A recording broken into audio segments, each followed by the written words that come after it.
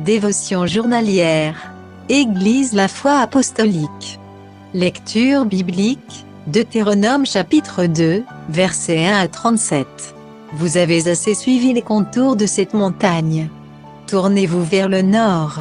Deutéronome chapitre 2, verset 3. Mon mari, raconte une époque où, jeune homme en vacances avec sa famille, lui et sa petite sœur ont quitté leur camping, et ont commencé à escalader les dunes de sable à proximité. Il était très vite désorienté, après avoir traversé le sommet de quelques dunes, il ne savait plus par où il était venu. Il se sentait très vulnérable dans le vaste terrain de dunes. Dans cette mer de sable sans boussole à la main, il était condamné à errer jusqu'à ce qu'il puisse trouver quelque chose pour lui donner ses repères. Il se sentit dégoûté et craintif, au creux de l'estomac d'être bêtement perdu, tandis que sa petite sœur refusait avec colère de le suivre plus longtemps. Heureusement, après un certain temps, il était tombé sur d'autres randonneurs qui les ont dirigés vers la sécurité de leur camp. Les enfants d'Israël ont erré pendant 40 ans. Ils avaient perdu leur élan, après avoir douté que Dieu puisse les conduire dans leur terre promise. Dans le texte d'aujourd'hui, sur l'ordre de Dieu, Moïse les a mis au défi, vous avez assez suivi les contours de cette montagne. Tournez-vous vers le nord. Enfin, il était temps de posséder leur terre. Parfois, nous pouvons errer dans notre marche spirituelle. Des jours, des mois, voire des années peuvent passer, et nous ne progressons pas. Nous pourrions résister à l'appel de Dieu, d'abandonner une certaine chose, ou peut-être que nous pourrions ne pas nous tourner vers le nord, parce que nous refusons de faire quelque chose, ou d'aller là où Dieu nous mène. Chaque fois, en vous agenouillant en prière, cet obstacle apparaît avec le chuchotement de Dieu, vous avez assez suivi les contours de cette montagne. Tournez-vous vers le nord. Dieu veut que nous avancions spirituellement. C'est à nous de prendre l'action qu'il montre et de nous tourner vers le nord. Contexte. Moïse commença cette exhortation à la jeune génération en leur racontant les principaux événements des 40 ans dans le désert. Toutes les générations précédentes étaient mortes dans le désert selon le commandement de Dieu qu'aucun d'entre eux, à l'exception de Josué et Caleb, n'entrerait dans la terre promise à cause de leur incrédulité, en entendant le rapport des espions sur Canaan. Ce fut le premier des sermons de Moïse qui constitue le livre de Deutéronome. Ce premier sermon raconte le passé, tandis que d'autres ont encouragé les gens à se préparer à présent, et d'autres encore ont mis en garde contre les conséquences de la désobéissance, et encouragé à regarder vers l'avenir, en parlant à cette jeune génération du grand pouvoir de Dieu, pour les diriger et les délivrer.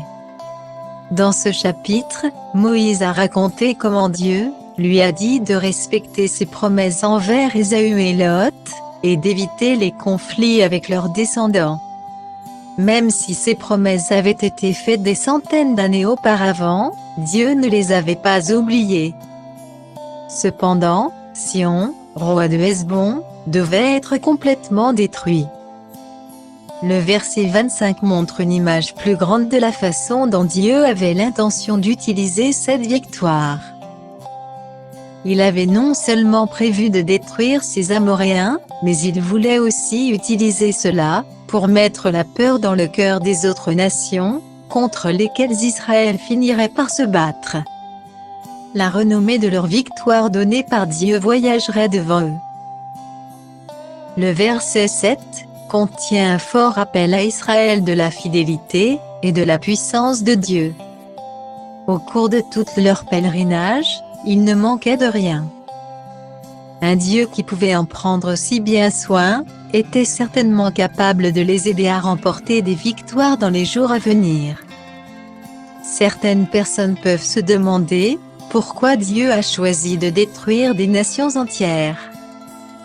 Leur religion était extrêmement mauvaise. Le sacrifice d'enfants et la prostitution faisaient partie de leur rituel.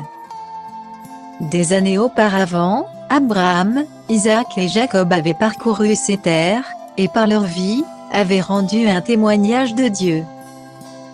Ces gens étaient également au courant de Sodome et Gomorrhe, et de la destruction de ces villes, indiquant qu'ils n'étaient pas sans une certaine connaissance du vrai Dieu. Regardez de plus près.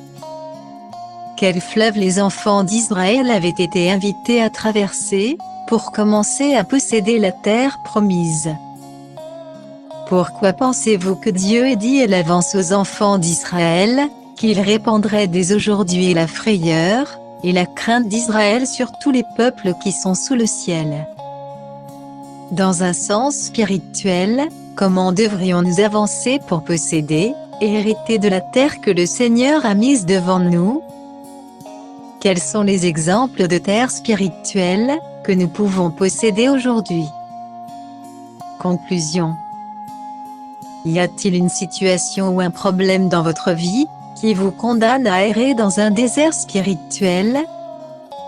Cédez au Sauveur, et faites ce qu'il vous demande de faire. Vous serez tourné vers le nord, et vous entrerez dans votre terre promise de bénédiction, et de réponse à la prière. Bonne journée à vous.